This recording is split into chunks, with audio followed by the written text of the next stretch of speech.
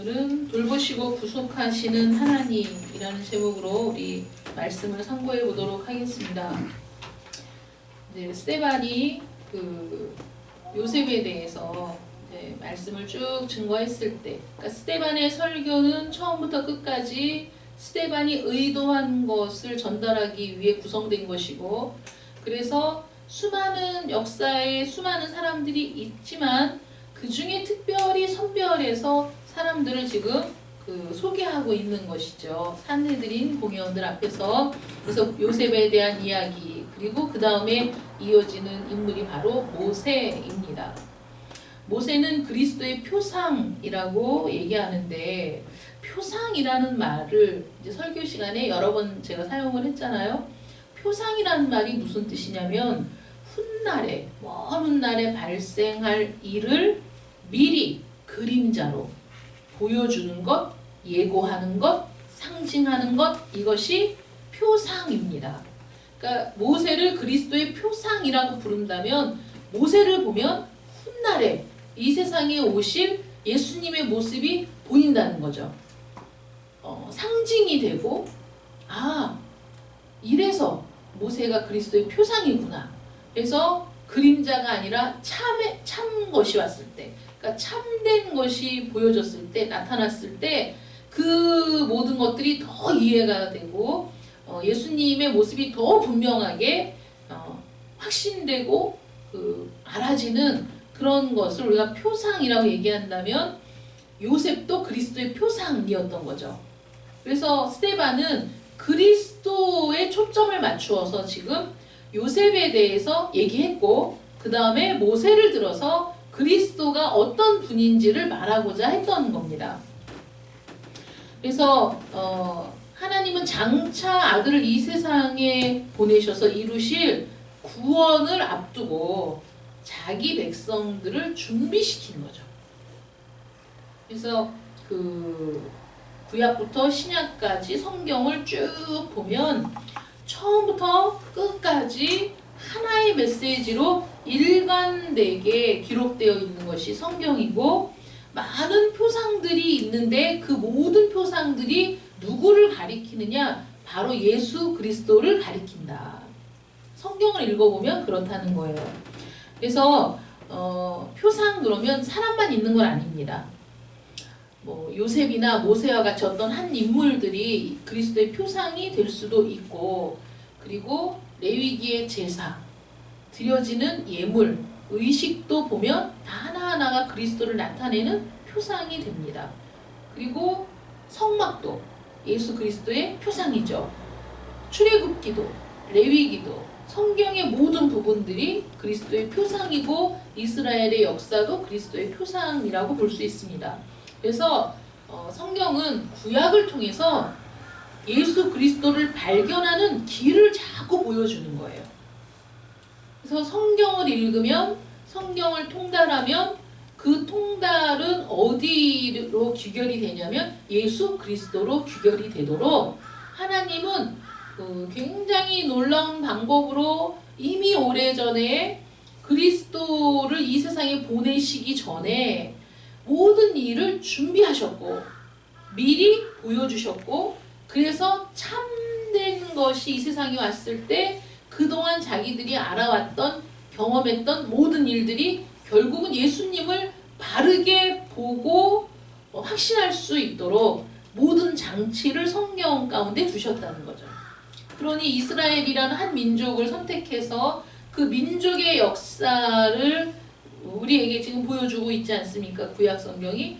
근데 그 역사는 그저 한 민족의 역사가 아니라 그 민족의 역사는 그리스도를 알아볼 수 있도록 길을 제시하는, 그래서 모든 민족이 이스라엘을 보고 결국은 그리스도에게로 갈 수 있도록 그렇게 선택받은 민족이 이스라엘 민족이라는 겁니다. 그래서 성경은 66권으로 이루어져 있는데 저자가 다르고 시대가 다르고 환경이 다르고, 그래서 오랜 시간 1600년이라는 긴 시간 동안에 성경이 완성이 됐는데, 그 오랜 시간 동안에 쓰여져 있으나 메시지가 일관되고 목표가 하나의 목표를 향해서 분명하게 가고 있다는 것을 우리가 염두에 두고 오늘 말씀을 생각해 보도록 하겠습니다. 히브리서 1장 1절부터 2절 말씀을 보시면 옛적의 선지자들로 여러 부분과 여러 모양으로, 여기서 여러 부분과 여러 모양이 표상이죠. 여러 부분과 여러 모양으로 우리 조상들에게 말씀하신 하나님, 그 하나님이 이 모든 날 마지막에 아들을 통해 우리에게 말씀하신다. 그러니까 우리는 지금 사실 예수 그리스도를 통해 말씀하시는 하나님을 볼 수 있지만 예수님이 오시기 전에는 여러 부분과 여러 모양으로 선지자들을 통해 하나님이 제시하신 것들을 통해서 희미하게 메시아가 어떤 분이시구나 라는 것을 알 수 있다는 겁니다. 그러면 일관된 메시지, 예수 그리스도로 귀결되는 이 모든 일들의 목적은 뭐냐면 하나님의 구원이라는 거죠. 구원. 우리를 구원하시기 위한 오랜 기간 동안의 계획과 목표, 그 모든 것들이 완성되었음을 보여주는 것이 바로 성경입니다. 그럼 모세는 예수 그리스도를 가리키는 구약의 표상들 중에 하나가 아니라 모든 표상 중에 가장 위대한 표상이다라고 볼 수 있습니다. 모세는 애굽에서 가나안으로 그 육체가 예속된 종이었던 이스라엘 민족을 애굽에서 구원해서 출애굽시켜서 가나안에 들어가도록 이끈 사람이 모세이거든요. 예수님은 영적인 구원자, 모세는 육체적으로 예속된 이스라엘의 구원자. 그래서 모세가 그렇게 이스라엘 민족을 출애굽시킨 사건을 보면서 예수께서 영적으로 죽어있는 우리를 출애굽시켜서 구원하신 일들을 깨달을 수 있다는 거예요. 이 영적인 진리가 워낙 신비하고 오묘하기 때문에 어느 날 아무 예고도 없이, 아무 표상도 없이, 아무 표지도 없이 어느 날 예수님이 나타나셔서 내가 하나님의 아들, 그럼 누가 믿겠어요? 아무리 그 계획이 아름답고 고상한 거라고 하더라도 사람들은 전혀 지식이 없는데 어느 날 내가 하늘에서 왔다 이렇게 얘기하면 그거는 정신병자밖에 안 되는 거죠. 그러니까 하나님께서 오랜 시간 준비하셔서 누구도 부인할 수 없는 하나님의 아들이 되게 하시려고 이 모든 일들을 준비하셨다. 이거는 이스라엘 백성들만을 위한 게 아니라 오늘을 사는 우리를 위해서도 주신 거예요. 우리는 성경을 통해서 어떻게 그리스도를 나타내 오셨는지를 발견할 수 있고, 그래서 그 예수 그리스도께서 나타나셨다는 신약의 성경을 읽으면서 역시 구약에 그 예표된 모든 것들이 그리스도를 통해 완전히 성취되었다는 것을 알 수 있도록 이 성경은 기록된 거죠. 그래서 사실은 모든 걸 기록하려면 이 한 권의 성경 갖고는 택도 없는 일이지만 우리를 구원하기 위해 필요한 것들로만 역사가 구성되어 있다, 성경이. 그리고 그 성경을 읽다 보면 모세오경 같은 경우에도 서로 상치되는 부분들이 같은 성경에 기록된 부분들이 있습니다. 창세기나 출애굽기나 이렇게 보면은. 그런데 왜 저자가 그냥 이거를 매끄럽게 다듬어서 그런 상충되는 부분이 없도록 성경을 쫙 기록했으면 후대의 사람들이 훨씬 더 의문점을 갖지 않고 이거 왜 이렇게 했지? 이렇게 안 하고 성경을 받아들일 수 있었을 텐데 왜 저자가 여러 가지 이제 사본들이 있고 여러 가지 기록들을 모아서 성경을 기록할 때 상충되는 부분도 그대로 두었는가에 대한 학자들의 견해는 어떤 거냐면 그런 것들이 중요하지 않다고 생각해서 그랬답니다. 그러니까 그 성경학자들이 바라본 관점은 성경의 저자들이 여러 가지 문헌들을 취해서 자신이 쓰고자 하는 것들을 썼을 때 상충되는 부분을 그냥 지나간 이유는 그들이 가장 중요하게 생각한 것은 하나님의 돌보심, 하나님의 임재, 하나님이 이스라엘 백성들을 구원하신 역사, 그 자체가 중요한 거지 그 문호는 여러 가지가 있었죠. 뭐 아삽의 신이 어디에 그런 게 있지 않느냐, 막 이런 표현들은 그런 문헌들 속에도 그런 역사들이 기록되어 있는 건데, 그것들을 취해서 올 때 이거하고 약간 말이 다르기는 하지만 이것도 하나님의 인도와 보호하심과 구원을 기록한 거고, 이것도 그렇게 기록한 거야. 같은 사건을 다른 관점에서 기록했어도 목적이 동일하다고 생각했을 때 그 상이점은 크게 중요한 게 아니라고 생각했다. 그러니까 성경은 오직 우리의 구원을 위해서 기록된 책이고, 그 구원을 보다 효율적으로 많은 사람이 성경을 읽고 구원의 메시지를 분명하게 들을 수 있도록 기록한 것이 성경이라는 거예요. 그런데 스데반은 그 중에서도 특별하게 몇 사람을 언급하면서 그리스도를 지금 증거하고 있는 건데, 모세와 그리스도가 어떻게 그 유사점을 갖고 있느냐를 우리가 살펴보면, 산헤드린은 스데반이 모세의 규례를 어기고 고치겠다고 그 호언 장담한 예수를 전했다는 거죠. 그 예수가 모세의 율법을 폐하려고 해서 십자가에 못 박아 죽였는데, 십자가에 못 박은 예수를 스데반이 또는 다른 사도와 제자들이 끊임없이 지금 증거하고 있다는 것에 대한 불쾌감, 거기에 대한 적대심, 분노, 이런 것들로 예수 믿는 자들을 핍박하는 거잖아요.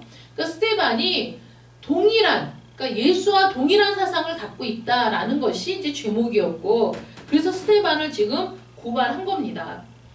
근데 그 스데반이 지금 산헤드린 앞에서 얘기하고자 하는 게 뭐냐면, 당신들은 모세를 존경한다고 하면서 그 모세가 기꺼이 그림자가 되고자 했던 예수 그리스도, 자신의 인생이 자신을 이끌어 가시는 하나님의 모든 섭리가 예수 그리스도, 장차 나와 같은 선지자 하나, 그러니까 나의 모습이 그림자가 되고 참것이 이 땅에 오시는 그날에 대해서 모세가 바라보고 자기 자신이 그 메시아의 그림자가 되는 것이 영광이라고 생각했던 그 메시아가 이 세상에 왔는데, 하나님이 구원자를 이 세상에 보내셨을 때 모세를 배척했듯이 너희들도 조상들과 똑같이 예수 그리스도를 배척하는 무지와 맹목을 답습하고 있다. 그러니까 너의 모습을 깨달아라 이거죠. 너 자신을 알라는 거죠. 이거는 간절하고 한곡한 말로 당신 자신들이 지금 어떤 상태인지를 보십시오라고 얘기하는 거예요. 말씀을 통해서. 왜냐하면 이들은 모세를 존경하고 있고 모세와 같은 지도자는 없다고 생각하고 있거든요. 그래서 모세를 거의 우상화할 정도로 그렇게 존중하고 있는 사람이 모세인데, 사실 모세는 자기가 부각되는 걸 원한 것이 아니라 자기의 삶을 통해 메시아를 드러내기를 원한 사람이었다는 거예요. 그러면 메시아가 나타내고자 했던 그 메시아가 누군지에 대해서 주목하는 것이 정말 모세를 잘 이해하는 사람이고 정말 모세를 존경하는 사람이지, 그 진의는 내팽개쳐두고 모세 자체만을 숭상한다면 이거는 하나님의 뜻도 아니고 이건 잘못된 것이다. 이걸 지적하려고 모세의 예를 지금 들고 있는 겁니다. 모세를 통해 우리 구주 예수 그리스도의 복음에 담긴 그 의미를 한번 살펴보자면, 첫 번째는 모세는 하나님께서 이스라엘 자손을 구원하시기 위해 양육한 사람입니다. 무슨 뜻이냐면, 하나님은 모세를 그 시대의 구원자로 사용하시기 위해 이 땅에 태어나게 하셨다는 거죠. 그때에 모세가 태어났어요. 그때가 어떤 때냐면 이스라엘 백성들이 핍박받을 때, 박해받을 때, 고통이 절정에 이르렀을 때, 그때 그건 뭐냐면 그들에게 구원이 필요할 때, 그때에 모세가 태어났어요. 하나님께서 우리를 아무 때나 이 세상에 보내시는 게 아닙니다. 하나님은 우리의 머리털까지 세신 바 되었다고 하시지 않습니까? 우리의 모든 것을 알고 계시는 분이시고 시간을 초월하신 분이시고 이 세상을 창조하신 분이시잖아요. 그러니까 내가 왜 이 세상에 태어나서가 아닌 거예요. 의미 없이 이 세상에 온 사람이 없습니다. 하나님께서 그 시대에 고통이 정점에 달해 있는 그 시대에 모세를 그때의 모세가 태어났다. 그래서 그러므로 그때의 그 일 후에 라는 말들이 앞에 붙어 있을 때는 반드시 인과관계가 있는 거예요. 왜 하필이면 그때의 모세가 태어났을까? 구원자가 필요한 시대이기 때문에 그때의 모세가 태어난 거죠.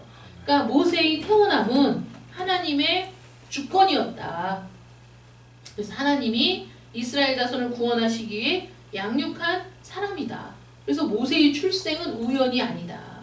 우연이 아니라는 거죠. 그래서 모세를 양육해서 이스라엘 백성들에게 보내신 분이 누구시냐? 하나님이신 거죠. 이게 복음의 본질이에요. 그래서 우리가 구원을 얻을 수 없다는 것이 명명백백한 겁니다. 이스라엘 자손은 그 상태에서 도저히 애굽을 나올 수 없었어요. 그들 힘으로는 애굽에서 벗어날 수 있는 길이 없었습니다. 그들이 힘이 없었던 게 아니에요. 이스라엘 백성들은 숫자적으로 애굽 왕이 두려움을 느낄 정도로 수적으로도 굉장히 많았고, 그리고 그들이 건강했다는 거죠. 그러니까 정말 히브리 산파들이 우리가 가서 보면 히브리 여인들은 건강해서 이미 아이를 낳았더라고요. 이렇게 얘기를 한 게 둘러대는 말이기도 했지만은 실제로 히브리인들이 건강했다. 그리고 생육하고 번성하는 일에 있어서도 애굽 사람들을 뛰어넘는, 그래서 수적으로도 많고 강인한 사람들이었다는 거죠.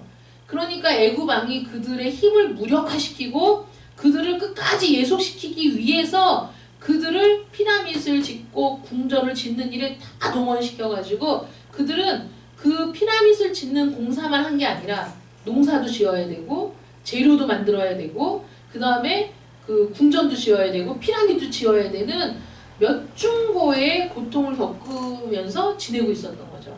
그러니까 그들의 힘으로는 애굽을 나올 수 없기 때문에 하나님이 모세라는 구원자를 보내신 거고, 이 세상에 지옥으로 걸어가는 사람들, 그 비참함을 면할 수 없는 사람들의 실상을 보시고 마음 아프신 하나님께서 그때에 한 아기가 태어난 거예요. 그때에 예수 그리스도를 이 땅에 보내신 겁니다. 그렇게 볼 때 모세는 정확하게 예수 그리스도의 표상이라고 볼 수 있는 것이죠. 그런데 모세가 나이 40이 되매 그 형제 이스라엘 자손을 돌아볼 생각이 났다 하는 거예요. 그러면 모세는 어떤 사람입니까? 지난번에 우리가 말씀을 함께 나누었지만 참 보기 아름다운 아들이었다. 아니, 엄마 눈에 예쁘지 않은 아이가 어디 있겠어요? 엄마 눈에는 자기 아이만큼 이쁜 애가 없습니다. 다른 애들은 다 오징어같이 보여도 자기 자식은 너무 이쁘고 잘나서 공주님, 왕자님 이러면서 기르잖아요. 그러니까 모세가 태어났을 때 참 보기 아름다운 아이였다는 건 부모 눈에는 정말 예쁜 아기죠. 예쁜 아기인데 바로의 공주가 봤을 때도 너무 탐나는 아기여서 자기 아들로 입양을 한 거 보면 객관적으로도 굉장히 잘생긴 아들이었다.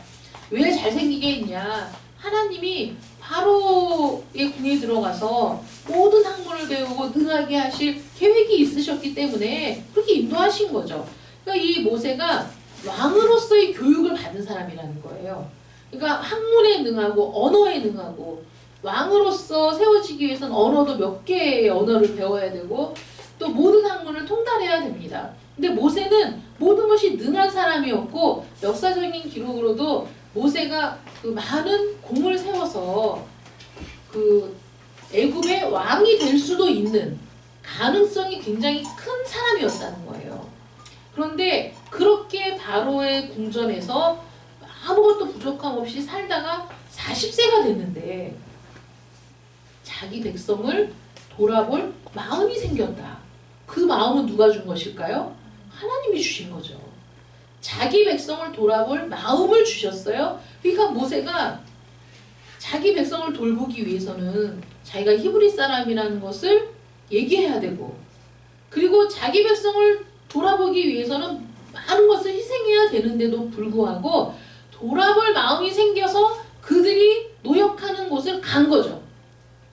갔는데 정말 부당하게 원통하게 당하는 그 상황을 목격하고 이 모세가 그걸 중재하고 하려고 하다가 그 괴롭히는 애굽 사람을 쳐 죽이게 되었다는 상황이 이제 오늘 본문에 나와 있습니다.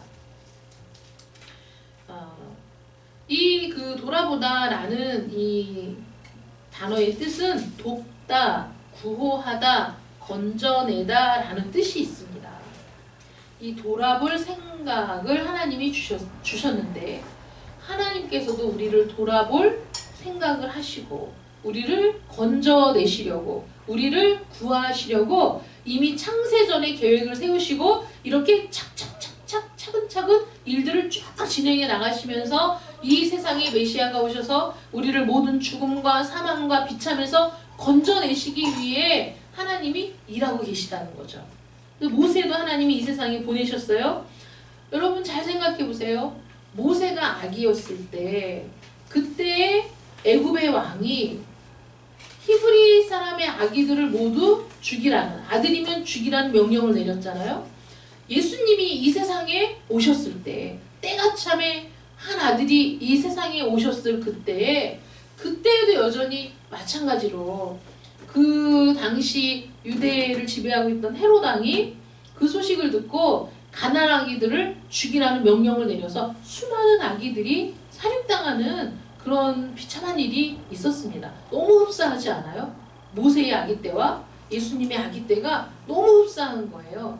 이런 걸 뭐라고 부른다고요? 표상이라고 부르냐고. 모세의 일생을 돌아보니 우리 주님도 그랬지. 분명하게 알 수 있는 거예요. 깨달을 수 있는 거예요. 예수님이 이런 고난을 당했는데 모세의 일생을 우리가 쭉 살펴보니까 예수님의 모습을 이렇게 많이 보여주고 있다. 그래서 모세가 아기 때에도 죽을 뻔한 고비를 넘겼다는 거죠. 그리고 모세는 40세에 돌볼 마음이 생겼을 때 자신이 누려왔던 권력, 자신이 앞으로 누릴 수 있는 권력, 자신의 모든 것들을 다 버리고 이스라엘 백성을 선택한 사람이죠. 이건 어떤 모습과 닮았냐면 예수님이 본래는 하나님과 본체시나 하나님과 동등됨을 취할 것으로 여기지 아니하시고 이 낮고 낮은 땅에 우리 인간의 형체를 입으시고 오셨다는 거죠. 모든 영광을 버리고 모든 권리를 버리고 이 세상에 오셨다는 거예요. 그래서 베들레헴 말 구유에 누이셨죠. 그 부모는 태어난 아기를 위해서 양 한 마리도 바칠 여력이 없는, 그래서 비둘기 한 쌍을 바치는 아주 가난한 부모였고, 너무 가난해서 웃돈을 얹어주고 방을 구할 수도 없는 만삭임에도 불구하고 그런 부모였죠. 그런 부모, 가난한 부모에게서 이 땅에 태어나셔서 말 구유에 누이셨기 때문에 사람들이 사실은 더 인정하지 않았던 우리 주님이십니다. 하나님께서 자기 백성을 돌아보셨다는 표현은 성경에 굉장히 많이 나옵니다. 사실 모세를 그때 보내신 것도 이스라엘 백성들이 하나님 앞에 부르시셨기 때문이죠. 우리를 구원해 달라고. 이렇게 모세의 모습과 예수 그리스도의 모습은 많은 부분이 이렇게 흡사한데, 그 모세의 모습을 통해서 복음의 본질이 하나님이 구원자를 이 세상에 보내시는 것, 이게 복음이라는 거죠. 복음. 두 번째는 모세가 자기 자신을 자기 백성과 동일시하고 그들과 하나가 되었다, 내려왔다, 낮아졌다, 모든 것을 버렸다. 그래서 모세가 선택한 길은 가난과 박해와 고초가 따르는 삶이 된 거죠. 그 순간부터. 하나님의 영원한 그 신성의 표지, 외적인 영광을 다 포기하시고 버리시고 비천한 말구에 오신 예수님과 굉장히 많이 흡사하다. 그래서 모세를 그리스도의 표상이라고 부른다는 거죠. 그러면 왜 모세가 자기 백성을 돌아볼 생각이 들었는가? 왜 들었겠어요? 하나님께서 모세에게 그런 마음을 주셨기 때문이죠. 어느 날 자기 백성을 돌아볼 마음이 생긴 거예요. 물론 모세가 믿음이 있었겠지만은 하나님께서 그 마음을 격동시키고 그 마음에 열정을 주시고 그 마음에 간절함을 주셔서 자기 백성을 돌아볼 생각이 나게 하신 겁니다. 하늘에서 우리가 당하는 비참을 보고 우리의 본성이 악할 뿐임을 보시고 우리의 힘으로는 구원받을 수 없다는 것을 아신 하나님께서 우리를 그 정죄와 필경은 지옥으로 떨어질 그 운명에서 건져내시려고 예수님을 이 세상에 보내셨던 거죠.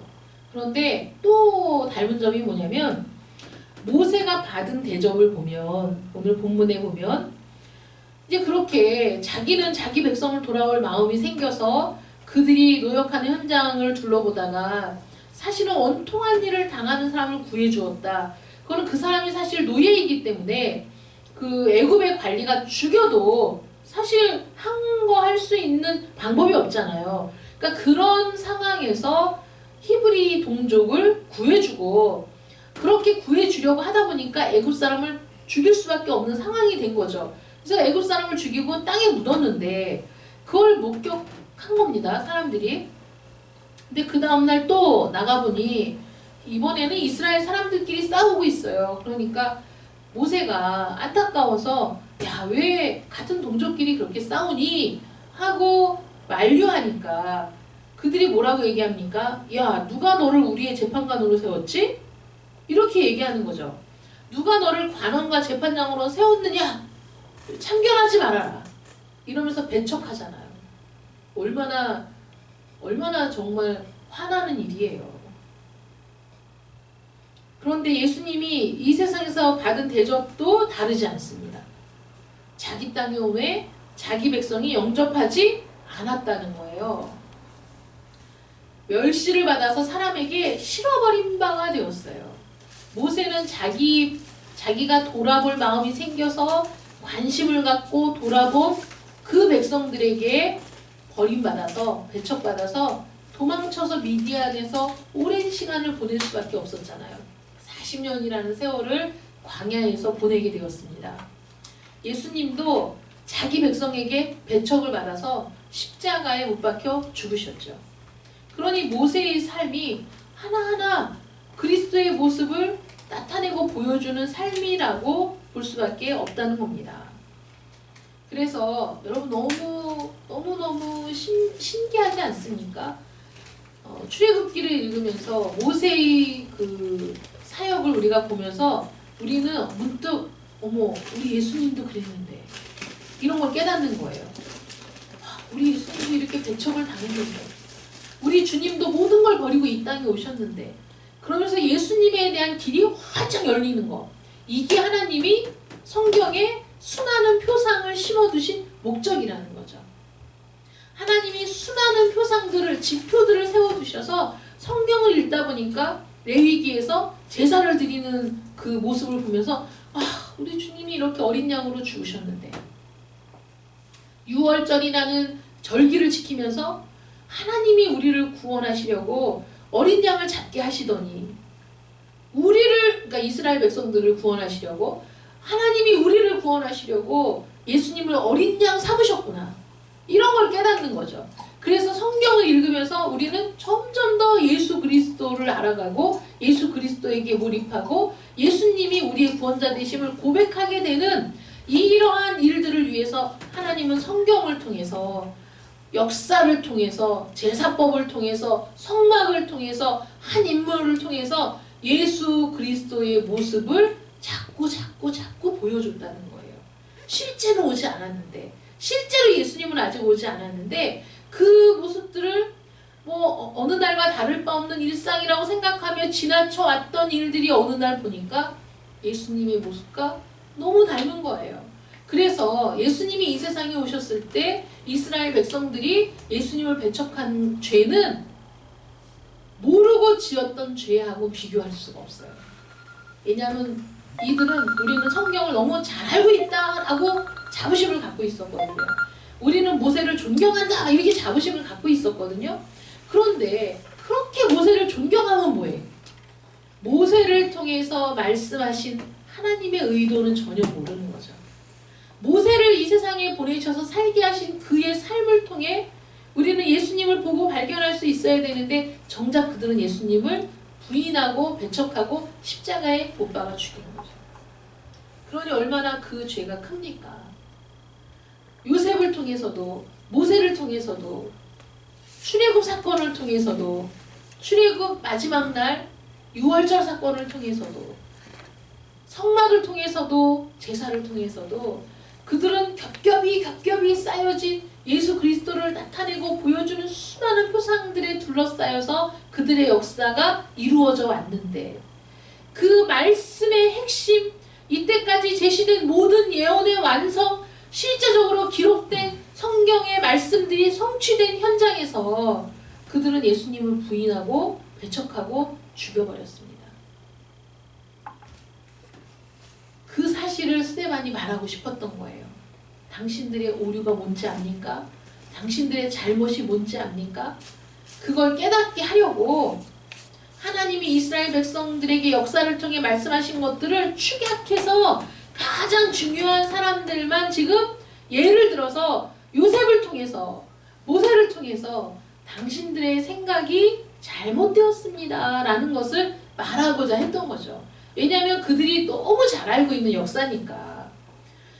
너무 잘 알고 있는 거니까 힌트만 주면 어떤 그 열쇠를 꽂기만 하면 자동적으로 그들의 눈앞에 하나님의 성취가 보여질 거라고 기대하면서 이런 그 예를 들어서 지금 설교하고 있는 겁니다. 그리고 결론은 뭐냐면 그럼에도 불구하고 모세가 자기 백성을 출애굽시켰다는 거죠. 배척받고 미디안 광야에서 아무 쓸모없이 시간을 허비한 것 같은 40년이라는 시간이 지나서 80세 노인이 되었을 때 하나님은 그를 부르셨다는 건 하나님이 그를 잊지 않고 있었다는 거죠. 기억하고 있었고 하나님은 당신의 목적대로 모세를 통해서 이스라엘을 구원할 계획을 세우셨고 실행하신 거죠. 그러니까 그 모세의 삶이 그 시대의 역사가 하나님의 주도가 아니라고 누가 말할 수 있습니까?